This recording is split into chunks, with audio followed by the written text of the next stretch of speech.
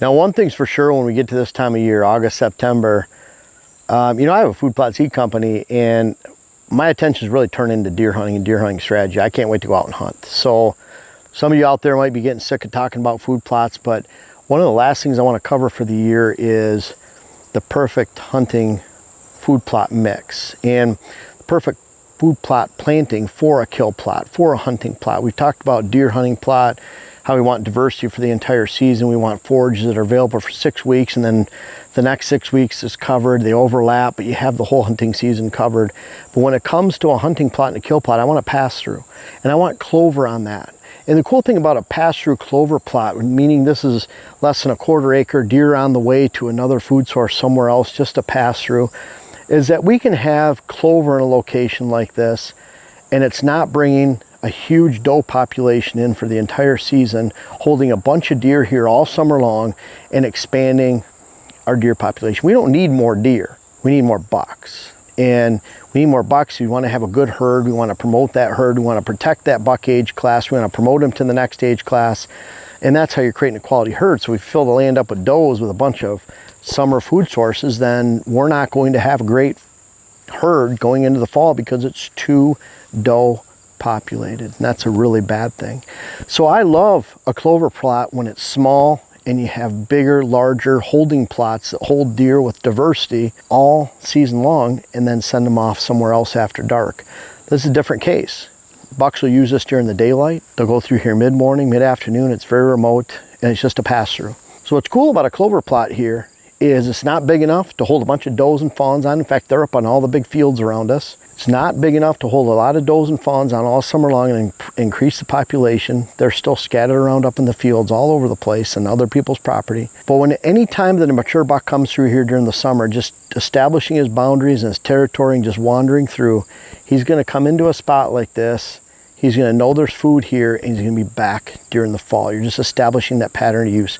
Maybe gets kicked off the neighbors because they're working on their tree stands, they're planting food plots, they're driving through the land. He moves off that property. He comes through a place like this randomly in July or August or September sometime, and then he's back during the season.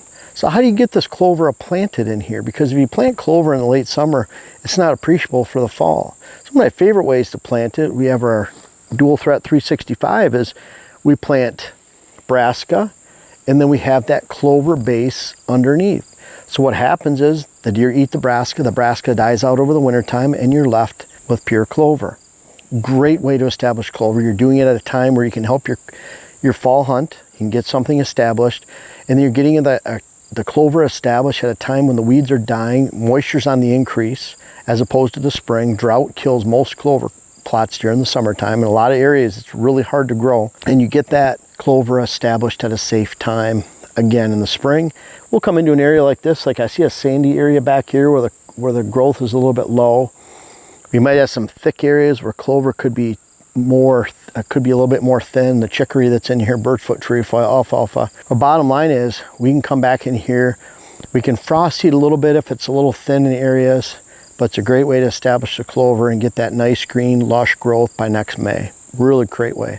Now another way to establish this too is we have our tundra oats that are cold hardy oats. Mix those with our perennial plot power.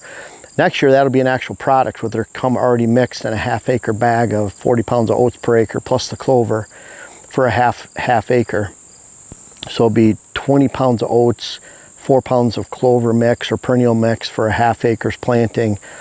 But bottom line is you're only getting 40 pounds of oats. That's perfect for a spring planting on well-prepared seed bed. Maybe you had a chemically controlled field the year before that was a food plot. You hit it again for weeds in the spring, and then you throw those oats, those cold hardy oats, and then you throw the perennial down and mix those two, and then you have a great crop during the summer, and you have a nurse crop of oats to help nurse that perennial along without droughting it out. It's acting as shade and nurse crop. You can also plant this time of year. 40 pounds of oats per acre is about right for a complementary forage to that perennial plot. So you're planting the oats, planting that with the perennial plot. The oats, so at 40 pounds, is not enough to carry the herd through the season and have a great food source on that hunting plot. So what I like doing is you take that hunting plot, you have that perennial plot power, you have the oats in there, 40 pounds per acre, and then you add about 150 pounds of rye, more mid-September in our range right here. Now that might be more like early October in your location, but bottom line is those oats and perennial mix, you can plant a little bit later than brassica, top dress it with rye later. You kill the rye out in the spring with clethodim. It's a grass-specific herbicide. The oats die out during the winter, and most of the north third of the country, you might have to kill those out in the spring in lower southern areas. Great way to either establish clover with brassica, in our case around August 1st. Louisiana, that might be early September, mid-September down south. Great way to establish with brassica. If the deer like brassica in your area, establish that earlier. Or oats a little bit later. Oats around here, we could plant all the way till Labor Day weekend, and then top dress with rye about 3 weeks after that just to get established. And then you're left with that pure clover in the spring after killing the rye or oats out. You can mow it out too.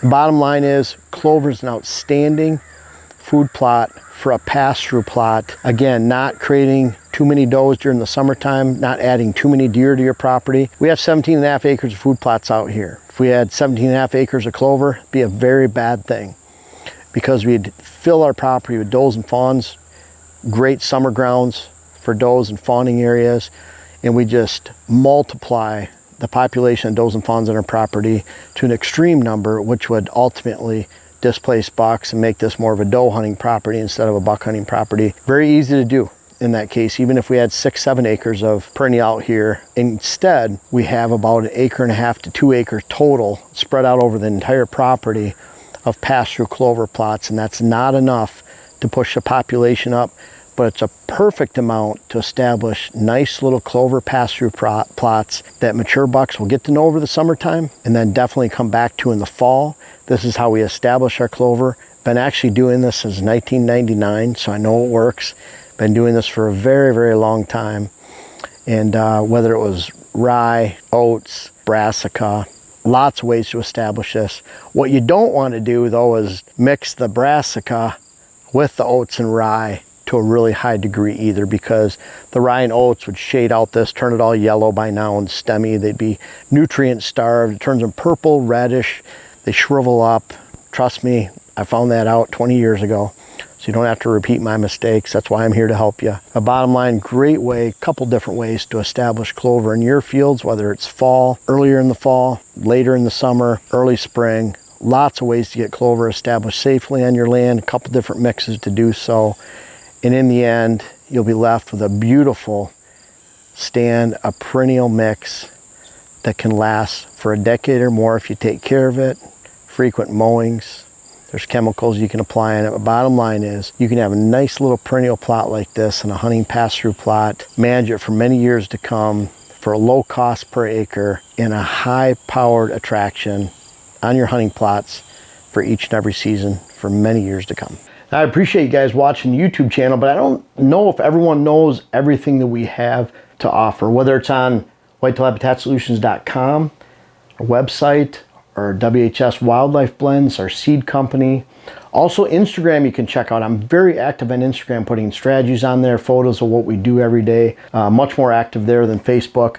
But our seed, web classes, books, clients, articles. I have over 600 articles on whitetailhabitatsolutions.com, everything whitetail strategy. Of course, we have hats on there, and then make sure to check us out on Instagram again. But lots of stuff to offer. We're always coming out with new things, and this isn't the end of it. We have more things coming soon. Make sure to check us out.